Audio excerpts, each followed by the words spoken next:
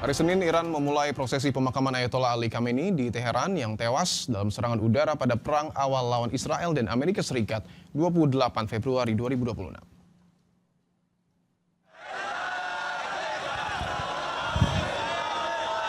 Kendaraan yang membawa peti mati Ayatollah Ali Khamenei disambut riuh pelayat yang datang melalui kerumunan. Beberapa pelayat bahkan terlihat ingin mendekati peti mati Khamenei. Agar pelayat tetap merasa sejuk di tengah musim panas, para petugas sampai menyemprotkan air ke kerumunan. Rencananya peti Khamenei akan dibawa ke kota-kota seluruh Iran dan sekitarnya.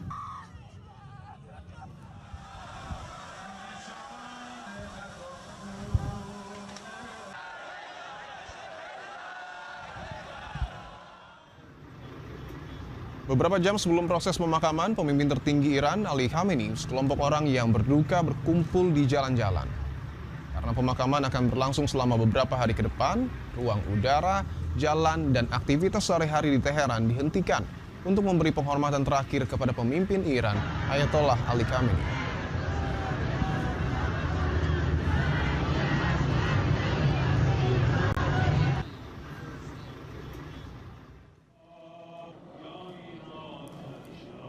Anak-anak Ali Khamenei, Mustafa, Masud, dan Meisam menghadiri pemakaman kenegaraan di Teheran. Sementara Mujtaba Khamenei, anak Ali Khamenei yang ditunjuk sebagai pengganti sang ayah, tak hadir dalam upacara. Meski tanpa Mujtaba, kehadiran anak-anak Ali Khamenei sangat dinanti sebab mereka jarang tampil ke hadapan publik. Pemimpin tertinggi Iran saat ini, Mujtaba Khamenei, belum tampil di publik sejak pengangkatannya, meski pernyataan resmi sudah disampaikan melalui rekaman yang dibacakan pembawa berita TV di Iran.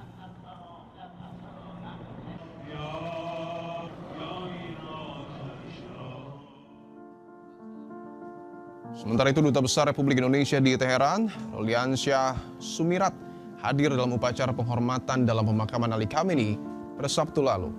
Momentum itu dibagikan melalui akun Instagram resmi KBRI Teheran @Indonesia_in_Teheran. Dalam unggahan tersebut, Dubes Roy Sumirat hadir di Grand Musala di tengah warga Iran. Sebelumnya, Kementerian Luar Negeri menyampaikan penghargaan besar atas undangan pemerintah Iran untuk hadir dalam rangkaian penghormatan Ayatollah Khamenei.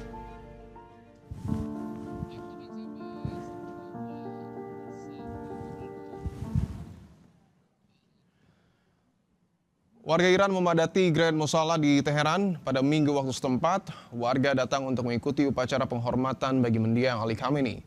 Selain memadati kompleks tempat ibadah, warga juga memadati jalan-jalan di sekitarnya dan jalan-jalan utama menuju lokasi acara. Rangkaian upacara pemakaman dijadwalkan berlangsung hingga 9 Juli, baik di Iran maupun Irak. Delegasi resmi dan tokoh agama dari lebih 90 negara diperkirakan akan hadir, termasuk Perdana Menteri Pakistan, Shehbaz Sharif, serta perwakilan senior dari Rusia, Tiongkok, India, dan Irak.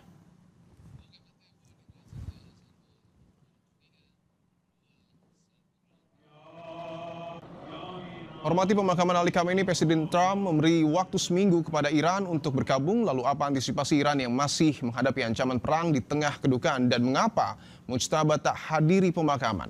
Selengkapnya kita akan berbincang dan akan kita bahas dengan dosen di International Institute for Islamic Studies, Qasim Muhammadi, dan pakar hubungan internasional Universitas Parahyangan, Julius Purwadi. Pak Qasim, Pak Julius, selamat petang semua.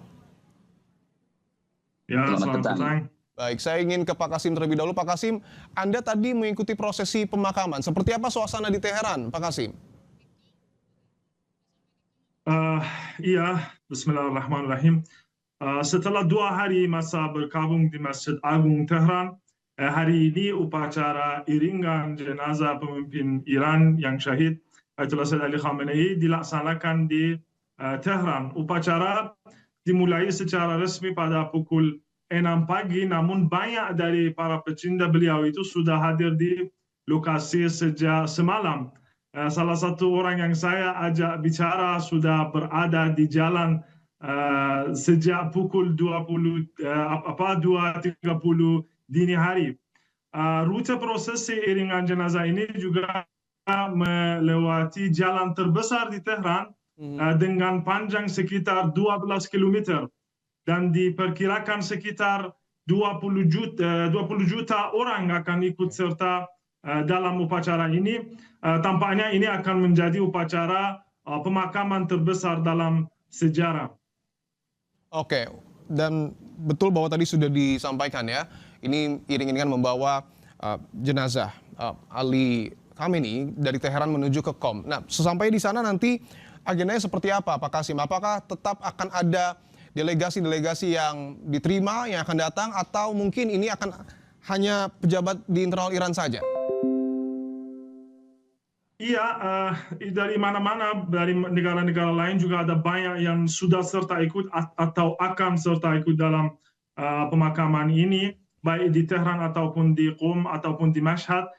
Karena Iran itu adalah negara yang besar dan jutaan orang meminta untuk hadir dalam prosesi ini. Oleh karena itu, upacara pemakaman dilaksanakan di 3 kota, Tehran, Qom, dan Mashhad, dan juga di negara Irak juga ya, agar orang-orang dapat memilih salah satu lokasi berdasarkan kedekatan kota mereka. Besok proses ini akan dilanjutkan di kota Qom, dan keesokan harinya di negara Irak atas permintaan jutaan warga Irak yang mencintai Ayatollah Sayyid Ali Khamenei. Prosesi pemakaman juga akan dilaksanakan di 4 kota di Irak. Dan kemudian pada hari Kamis, prosesi ini terakhir akan dilakukan di kota Mashhad, dan setelah upacara di sana beliau akan dimakamkan di makam suci Imam Ali Ar-Ridha alaihissalam. Oke, Pak Kasim, apakah sudah ada konfirmasi mungkin kehadiran dari Mujtaba dalam rangkaian ke depan ini, sudahkah terkonfirmasi akan hadir? Iya, nampaknya beliau itu, ini yang berdasarkan informasi yang saya sampai sekarang dapat, tidak akan serta ikut, minimalnya secara resmi, karena saya kira itu sudah ketahui bahwa Iran itu sedang berperang dengan para penjahat paling keji, dan bahkan sepanjang sejarah mungkin kita bisa temukan makhluk-makhluk yang begitu jahat dan keji, dan itu sudah saya kira terbukti. Pembunuhan ratusan ribu orang di Gaza, Lebanon, dan Irak. Oleh karena itu masih tidak bisa begitu dipastikan keamanan beliau itu. Oleh karena itu nampaknya minimalnya secara resmi beliau tidak akan serta ikut dalam upacara pemakaman itu. Oke, saya ingin ke Pak Julius, bahwa kita tahu Pak Julius sudah ada 3 orang anak ya dari almarhum Ali Khamenei yang datang, tetapi yang kita nantikan bersama adalah kehadiran dari Mujtaba Khamenei yang sampai dengan saat ini belum hadir ke rangkaian pemakaman. Tanggapan Anda, Pak Julius, bagaimana Anda memaknai hal ini? Ya, saya kira banyak alasan ya kenapa sampai hari ini Ayatollah Mujtaba Khamenei belum muncul ke permukaan.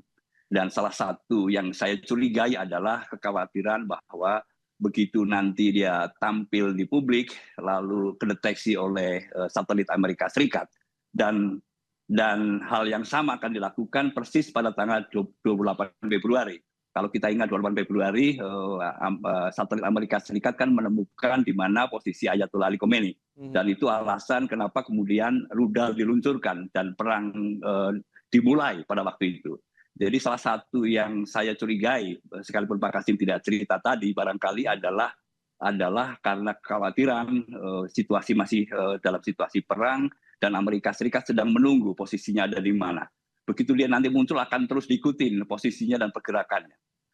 Dan khawatir kita adalah dalam 2-3 hari setelah menemukan posisinya, itu akan dilakukan tindakan yang sama kejinya, sama jahatnya dengan ayahnya. Itu kecurigaan saya, Mas Dipo. Oke, dan kalau kita lihat tadi visual yang kemudian kami tampilkan, begitu banyak, Pak Julius, warga yang kemudian mengiringi, termasuk juga proses ini berlangsung secara terbuka karena ada sejumlah delegasi yang kemudian hadir di pemakaman ini. Pesan apa yang sesungguhnya ingin disampaikan Iran kalau kita melihat teknis dari prosesi pemakaman ini, Pak Julius? Ya, pertama adalah masyarakat Iran bersatu padu ya, bahwa mereka sangat menghormati pimpinannya, gitu ya, yang gugur dalam menjalankan tugasnya pastinya ya, dan itu gugur karena serangan Amerika Serikat. Itu yang pertama. Lalu kemudian yang kedua adalah penghormatan dari pemimpin-pemimpin yang hadir di sana. Ini juga menunjukkan bahwa masih banyak sahabat-sahabat yang berempati dengan Iran. Itu saya kira satu nilai lebih ya.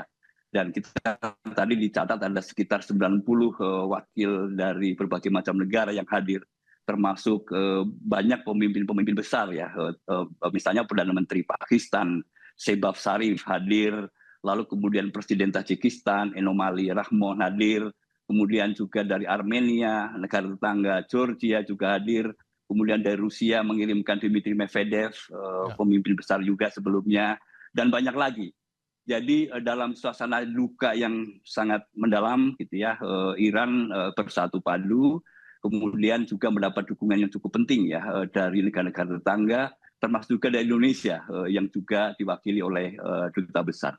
Saya kira itu bagian penting dalam konteks hari ini. Baik, tentu yang menjadi pertanyaan lanjutan adalah apakah dengan hadirnya jutaan orang dan termasuk teknis pemakaman yang terbuka, ini dijadikan perisai agar Amerika tidak menyerang Iran. Tapi tahan dulu Pak Julius, kami akan membahasnya usai jeda, tetaplah bersama kami saudara.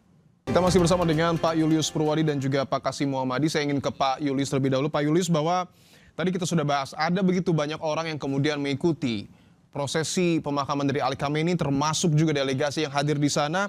Pertanyaannya, apakah ini juga bisa dijadikan sebagai sebuah perisai agar Amerika ini tidak menyerang Iran? Karena kalau kita mengutip pernyataan Trump juga nampaknya Trump tidak berani untuk kemudian melakukan serangan dalam waktu dekat. Ya, satu perspektif ya, mungkin benar bahwa ini perisai. Di tengah-tengah prosesi pemakaman hadir sekira seratusan pemimpin dunia. Dan itu disorot di internasional ya, itu saya kira bisa dipahami seperti itu. Tetapi harusnya Amerika Serikat juga berpikir ya gitu kalau melakukan serangan itu. Gitu. Tetapi jujur memang saya pernah khawatir Mas Dipo bahwa serangan Amerika Serikat itu kan kita bisa kenal siklusnya 2 mingguan. Serangan terakhir itu kan 26-27 gitu ya. Kalau 2 mingguan berarti minggu ini atau minggu depan. Nah, moga-moga itu tidak terjadi di minggu ini gitu, dan berharap juga tidak minggu depan harapannya gitu. Kenapa begitu? Nah, kalau kita lihat sejak gencatan senjata diberlakukan di 10 April, Amerika Serikat 3 kali Mas Dipo sudah melakukan serangan-serangan, 2-3 hari serang-serangannya, dan itu di sekitaran Bandar Abbas atau tempat-tempat komando kemiliteran itu. Dan tujuan dari serangan itu yang saya baca sampai hari ini adalah bukan menginisiasi perang besar, tetapi melakukan tekanan-tekanan militer supaya Iran benar-benar mau tetap menempuh jalur perundingan dan menyepakati usulan Amerika Serikat. Itu Mas Dipo. Oke, saya ingin ke Pak Kasim, bahwa kita tahu tadi sudah dibahas juga, Trump ini mengatakan memang tidak akan menyerang dalam waktu dekat, tapi ada rangkaian gencatan senjata yang kemudian sebelumnya pernah dilanggar berkali-kali. Pertanyaan saya, untuk saat ini Pak Kasim, pengamanan di Iran selama rangkaian prosesi pemakaman ini seperti apa? Antisipasi jika terjadi perang ini seperti apa di sana? Iya, kalau sekarang keamanan alhamdulillah di Iran itu bagus sekali. Yani rakyat Iran itu tidak merasa khawatir untuk keamanan mereka. Alhamdulillah itu sudah dipastikan oleh pihak keamanan Iran. Dan ini saya harus juga tambah bahwa bahkan mereka tidak begitu peduli dengan keamanan mereka sendiri. Ini saya harus jelaskan. Satu hal yang sangat mencolok dan menonjol adalah bahwa ini merupakan prosesi pemakaman dengan nuansa warna merah. Mungkin sudah dideteksi kawan-kawan di foto-foto yang keluarkan dari pemakaman itu, ada banyak bandara yang merah ya. Dalam budaya Timur Tengah itu warna merah melambangkan balas dendam. Hal ini juga tercermin di betul. Ya, dan juga bisa kita melihat itu dari slogan-slogan yang diteriakkan oleh para peserta yang menuntut balas dendam dan menuntut keadilan bagi pemimpin syahid Iran. Dan saya kira bahwa dan itu juga saya harus infokan bahwa hari kemarin atau 2 hari yang lalu, sebagai tanggapan atas permintaan rakyat Iran itu, 2 lembaga resmi Iran, 1 Kementerian Intelijen dan 2 Garda Revolusi Iran itu berjanji. Yani mereka keluarkan surat resmi di mana mereka berjanji akan segera membalas dendam kepada para pembunuh Imam Khamenei itu dalam waktu dekat. Artinya setelah pemakaman apakah akan ada serangan, Pak Kasim? selama itu nampaknya kalau selama pemakaman itu nampaknya tidak akan ada serangan, minimalnya tidak serangan yang besar-besaran. Mungkin Oke. ada gangguan lagi di selatan Iran macam Bandar Abbas atau yang lagi. Tapi ya saya kira kalau balas dendam itu juga mungkin kita harus melihat apakah itu akan terjadi atau tidak, atau dalam bentuk apa itu akan terjadi. Oke, saya ingin ke Pak Julius bahwa tadi sudah dijelaskan ya secara jelas oleh Pak Kasim ada bendera merah yang kemudian dibawa sebagai seruan balas dendam. Tadi juga bahkan ada pejabat ya yang kemudian nampaknya ini juga menanggapi secara serius terkait dengan hal ini. Apakah setelah pemakaman ada kemungkinan perang kembali pecah dan skalanya ini seperti apa, Pak Julius? Ya, apakah ada kemungkinan serangan besar-besaran kembali ya Ya, seperti akhir Februari? Saya membacanya tidak, Mas Dipo, gitu ya. oke. Ada tren positif yang harus dijaga oleh Amerika Serikat. Sentimen pasar itu yang paling penting. Dan itu minimal kalau proyeksi saya 3 bulan ke depan sampai akhir Oktober atau tanggal 4 November, di mana akan ada pemilu sela. Trump akan berhitung sangat serius bahwa kalau serangan dilakukan dan serangan itu seperti yang dilakukan di Februari akhir, itu artinya akan membuyarkan semua proses perundingan yang sudah dibangun dengan susah payah. Itu saya kira resikonya jauh lebih besar Ya. daripada kalau misalnya tetap di jalur perundingan. Saya menangkap setidaknya 3-4 bulan ini akan ada di jalur perundingan. Setelah itu kita tidak tahu. Ya, harganya terlalu mahal kalau serangan Oke. besar-besaran itu dilakukan. Oke, saya ingin ke Pak Kasim lagi bahwa tadi Anda juga sudah menjelaskan ya Pak Kasim ada bendera merah, seruan balas dendam, tapi pertanyaannya apakah kemudian simbol-simbol dan seruan ini menggambarkan bahwa Iran menutup perundingan dengan Amerika Serikat atau seperti apa? Iya, saya kira kalau perundingan itu tidak akan ditutupi, pasti itu akan dilanjutkan. Tapi apakah Iran itu akan mundur dari tuntutannya dia atau tidak, itu saya pasti tidak. Karena sekarang Amerika Serikat itu juga dia mau memundurkan Iran itu dari tuntutannya dia, khususnya dari Selat Hormuz.